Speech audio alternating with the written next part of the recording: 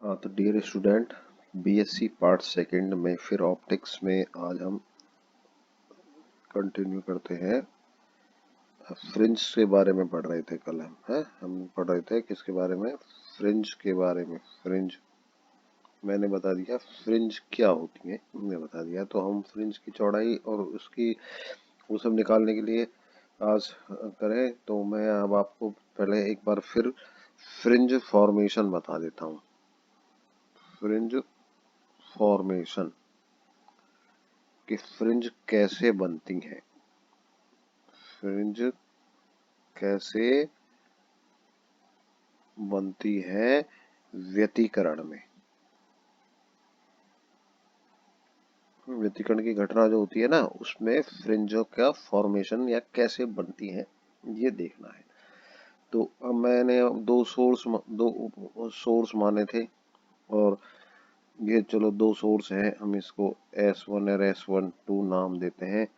और ये इन सोर्सों के बीच में एक लंबवत लाइन है, और यहाँ पर मान लीजिए हम एक पर्दा मान लेते हैं जहाँ पे व्यतिकरण का इन दोनों सोर्सों से लाइट जाती है। तो हम ये देखते हैं। तो अभी ये 2 डायमेंशनल चित्र है। ये कैसा चित्र है? 2D द्विविमा में है, सिर्फ हम 3 विमा नहीं दिखती है। ये पॉइंट P पर व्यतिकरण का प्रभाव का अध्ययन करना है। तो मैंने ये बताया था कि S1 से P पर तरंगे जाएंगी, S2 से P तक तरंगे जाएंगी, और आपस में P पर मिलके व्यतिकरण करेंगी। अब निर्भर करता है P पर चमकीला या काला या कैसा बनता है ये पोजीशन। तो इसके लिए हम सबसे पहले ये मान लेते हैं, इस बिल्कुल सेंट्रल पॉइंट O पर लेते हैं। कहाँ लेते हैं? सेंट्रल पॉइंट O पर पोजीशन क्या होगी? जैसे ये मैं एक और चित्र बना दूं, ये दो सोर्स है और ये सेंट्रल पॉइंट O है।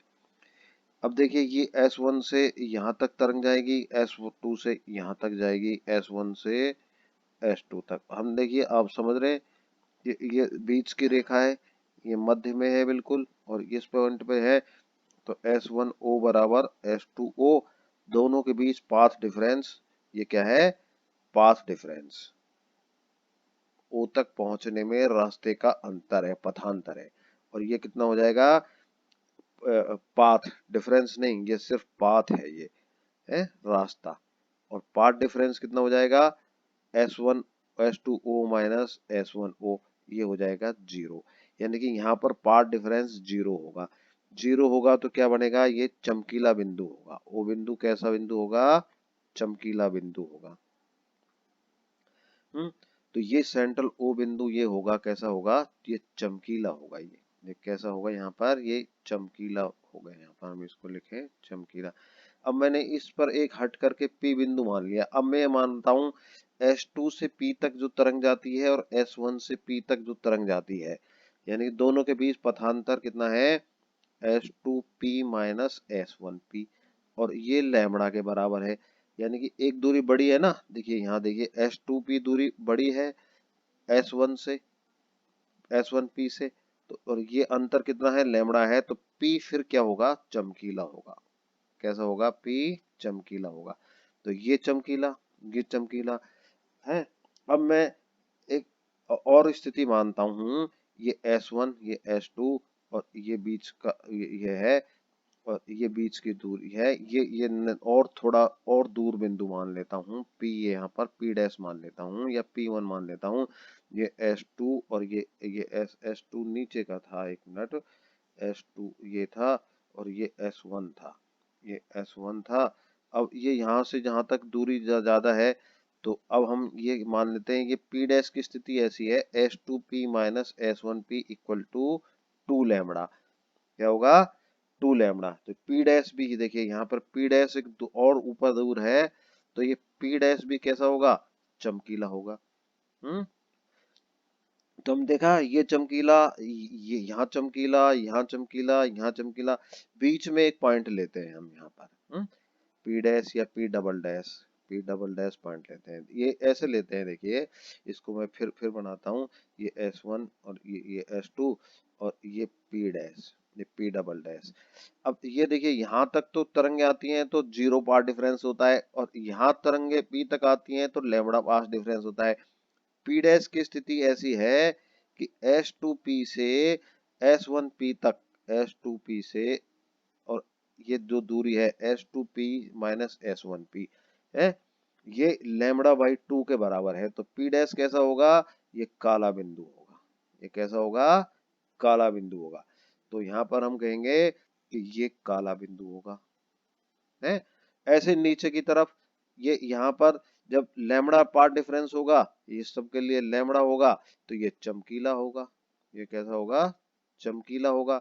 लैम्बडा बाई 2 पर ये काला होगा, लैम्बडा पर चमकीला होगा। ये लैम्बडा, और ये फिर इसके बाद हम और दूर जाएं, 3 लैम्बडा बाई 2 करें, कितना करें? 3 लैम्बडा बाई 2 करें तो ये फिर काला होगा, होगा ना।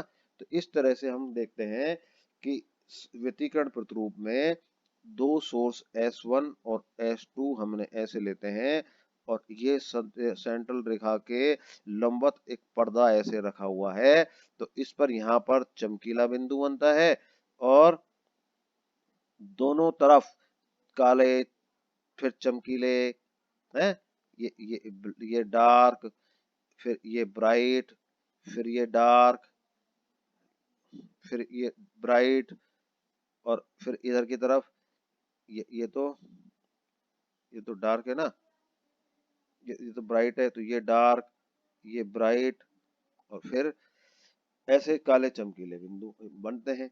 अगर हम इस चीज को 3D में देखें, 3D में ऐसे देखें, जैसे मान लीजिए मैंने ये एक ये पर्दा या एक दीवार है, ये क्या है? एक दीवार है, 3 डायमेंशनल बनाने की कोशिश की है, और इसमें दो बिंदु S1 और S2 ये सोर्स काटे हुए हैं या रखे हुए हैं, और ये सेंट्रल पॉइंट है, और यहाँ पर ऐसा ही एक 3 डायमेंशनल पर्दा रखा हुआ है, दीवार जैसा एक पर्दा यहाँ पर 3 डायमेंशनल रखा हुआ है।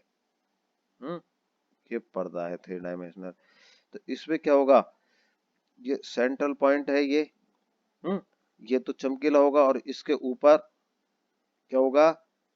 देखिए, इसके इस तरफ और इस तरफ काले चमकीले पॉइंट होंगे, और उन सबको मिलाएं तो ये रेखाएं बन जाएंगी। क्या मिल जाएंगी? 3 डायमेंशनल में ये काली और चमकीली रेखाएं बन जाएंगी।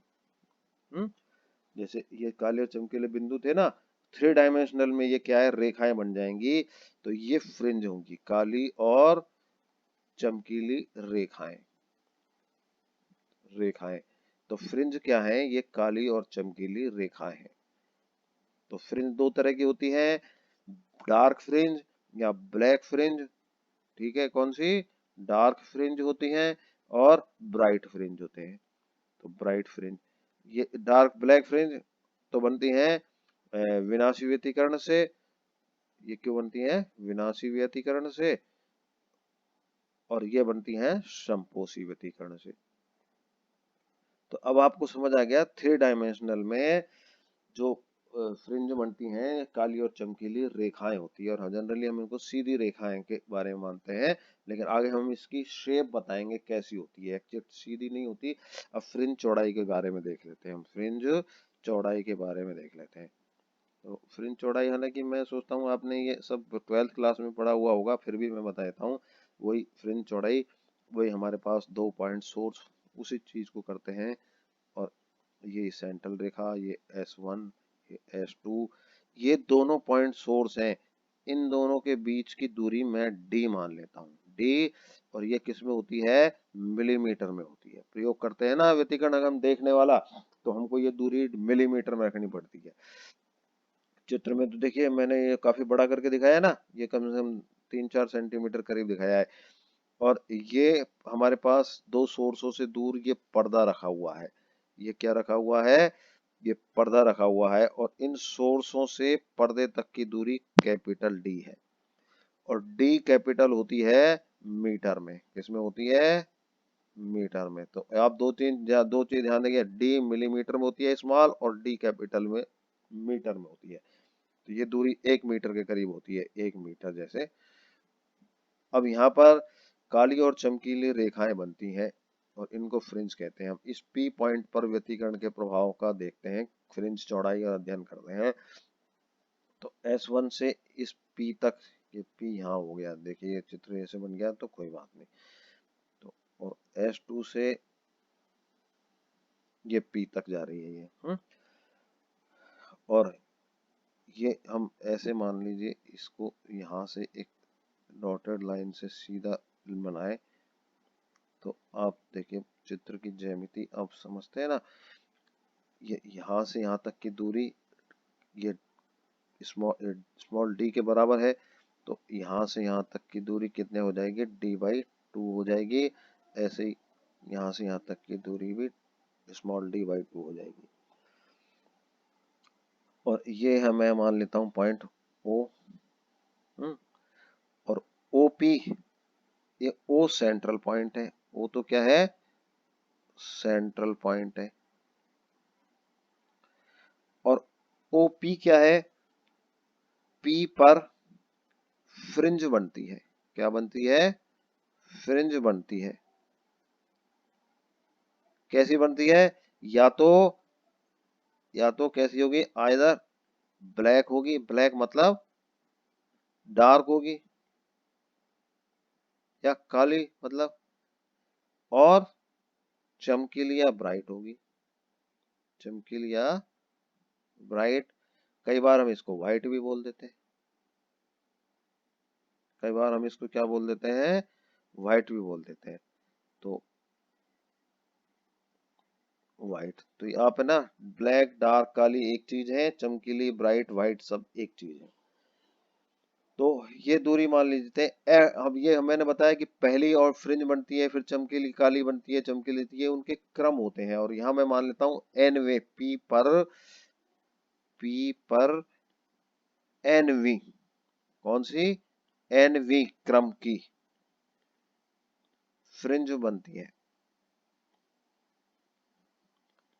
काली भी हो सकती है या चमकीली, दोनों अलग अलग केस पढ़ेंगे हम। तो मैं OP को XN दूरी मान लेता हूँ। XN मतलब nवें क्रम की फ्रिंज बन रही है। यहाँ पर चाहे चमकीली बन रही है चाहे काली बन रही है, काली चमकीली दोनों में से भी कोई सी बन रही है, लेकिन बन nवें क्रम की रही है। तो अब हम इस चित्र की ज्यामिति से देख लेते हैं। देखिए S2P, ये आप जानते हैं S2P एक कर्ण का स्क्वायर है, ये बराबर लंब का स्क्वायर प्लस आधार का स्क्वायर। तो आधार का स्क्वायर तो हो गया कैपिटल D स्क्वायर, और लंब कितना हो गया, देखिए ये S2P है ना, तो ये यहाँ से यहाँ तक की दूरी तो क्या है, O से P तक की दूरी है ना, ये O से P तक की दूरी, ये दूरी हो गई XN। और बीच में से d/2 घटा दो, d/2 जोड़ दो, तो ये S2P हो जाएगा, ये दूरी जो हो जाएगा, ये XN-d/2। मान लो इसको मैं A मान लेता हूँ, इसको मैं B मान लेता हूँ, तो ऐसे लिख सकता हूँ S2P स्क्वायर बराबर BP square plus S2B square. ऐसे इसको मैं लिख देता हूँ ऐसे, S2P स्क्वायर बराबर बीच की, एक मिनट चित्र फिर देखता हूँ मैं, S2B square, S2B square plus BP square. ये आधार का स्क्वायर, ये कैपिटल T का स्क्वायर, और ये XN प्लस d/2 का स्क्वायर। अब हम S1P स्क्वायर, वही कर्ण स्क्वायर बराबर S1। अब इधर देख लेते हैं S1, ये वाली चीज, तो इसके लिए ये आधार हो गया, ये आधार हो गया S1A, और ये हो गया AP, S1A प्लस AP, तो S1A square plus AP square. तो S1A तो वही कैपिटल D हो गया, S1A तो हो गया कैपिटल D का स्क्वायर, और AP क्या हो गया, XN-d/2 का स्क्वायर जाएगा ना। AP, AP ये यहाँ से यहाँ तक की दूरी, ये यहाँ से यहाँ तक की दूरी, ये पूरी दूरी xn और इसमें से छोटी दूरी d/2 कट गई, तो ये S1p का स्क्वायर। अब हम S2p का स्क्वायर माइनस S1p का स्क्वायर मान लेते हैं, तो ये समीकरण 1 है, ये समीकरण 2 है, तो 1 में से 2 को घटा देते हैं, तो क्या बच जाएगा xn प्लस d/2 का स्क्वायर और xn माइनस d/2 का स्क्वायर, और ये हो गया S2p स्क्वायर। हम इसको देखिए ऐसे लिख सकते हैं S2p प्लस S1p और S2p माइनस S1p, होता है ना a square minus b square equal to a plus b और ए माइनस बी। तो ये वाली चीज आई हमारे पास। अब हम देखिए एक चीज देखिए कि मैंने आपको बताया था ये S1 और S2 ये मिलीमीटर में है, ये बीच की दूरी किस में है, मिलीमीटर में है, और ये कैपिटल डी किस में है, ये मीटर में है। तो आप यूं समझिए ये बहुत पास पास है, ये जो स्मॉल डी है ना, ये small D is very very small comparison to capital D. तो ऐसी स्थिति में हम एक रफ अप्रोक्सीमेट करते हैं, S2p is almost equal to S1p, और इतना पास होते हैं ये कैपिटल डी के बराबर ही है। ये ये दूरी जो S2p और S1p ये दोनों करीब करीब बराबर मान लेते हैं ये इसके रफ अप्रोक्सीमेशन में, और ये इसी के बराबर है क्योंकि ये दूरी तो होती है 1 या 2 millimetre. Small D equal to 1 millimetre मान लेते हैं और capital D equal to 1 metre, यानी कि 1000 गुना ज्यादा है ये। तो इस स्थिति में एक अप्रोक्सीमेशन होता है, आप इसको समझिए। तो S2p plus S1p equal to 2d।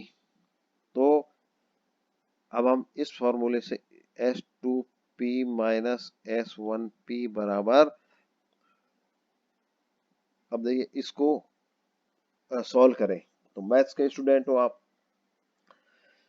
इसको सॉल्व करोगे तो हमारे पास देखिए एक टर्म आएंगी, इसको सॉल्व करेंगे तो क्या आएंगे, X N square plus D square by 4 plus X N D, इसको लिखेंगे तो minus X N square minus D square by 4 plus X N D. तो सिर्फ सारे टर्म बच जाएंगे, कट जाएंगे, बचेगा क्या, 2x N D upon S2p plus S1p या 2x N D upon 2d, क्योंकि ये प्लस 2d के बराबर है, तो ये मेरे पास आया x N D upon D. तो पाथ डिफरेंस क्या आया, पाथ डिफरेंस बराबर x N D upon D. अगर ये पाथ डिफरेंस, ये क्या है, पथांतर, अगर P पर चमकीली फ्रिंज है, कौन सी, चमकीली फ्रिंज या चमकीला धब्बा है, पॉइंट है, तो ये पाथ पथांतर x N D upon d equal to n lambda, और P पर काली फ्रिंज है, कौन सी, काली फ्रिंज है, तो ये पथांतर x N D upon capital D equal to n plus half lambda. पढ़ा है ना ये पथांतर, ये हो तो काली फ्रिंज होगी और ये हो तो चमकीली होगी। तो एक्स एन चमकीली फ्रिंज की स्थिति, चमकीली फ्रिंज की स्थिति एक्स एन बराबर क्या होगा, D N lambda upon D. इस समीकरण से इसको 4 मान लो, इसको 5 मान लो, 4 से, इससे 4 से। और काली फ्रिंज की स्थिति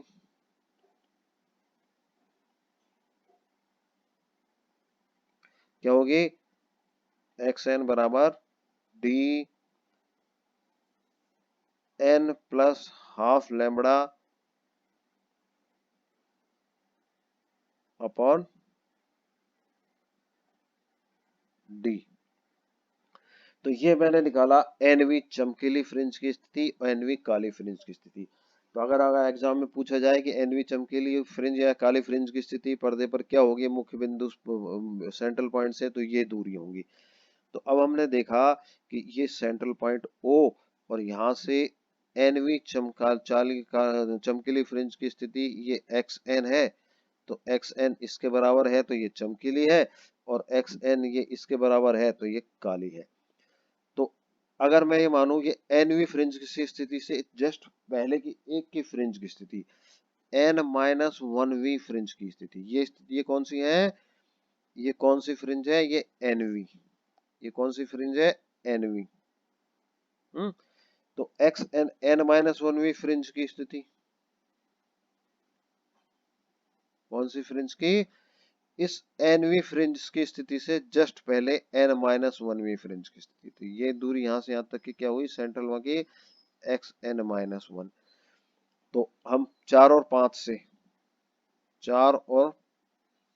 से एक्स एन की जगह हम एक्स एन माइनस वन लिख दें, तो एक्स एन माइनस वन क्या आ जाएगा,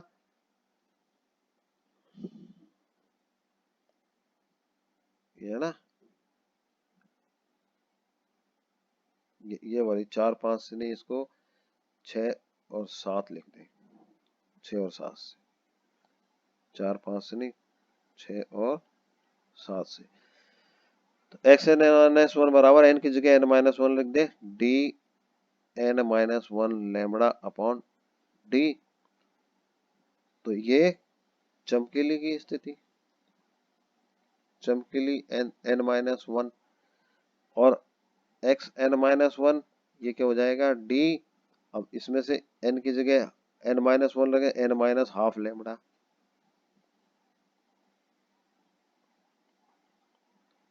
ये क्या है, काली एनवी फ्रिंज, एन माइनस वन वी फ्रिंज, काली एन माइनस। तो ये एन माइनस वन वी फ्रिंज की स्थिति आ गई चमकीली और काली।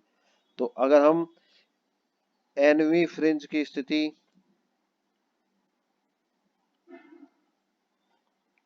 माइनस एन माइनस वन वी फ्रिंज की स्थिति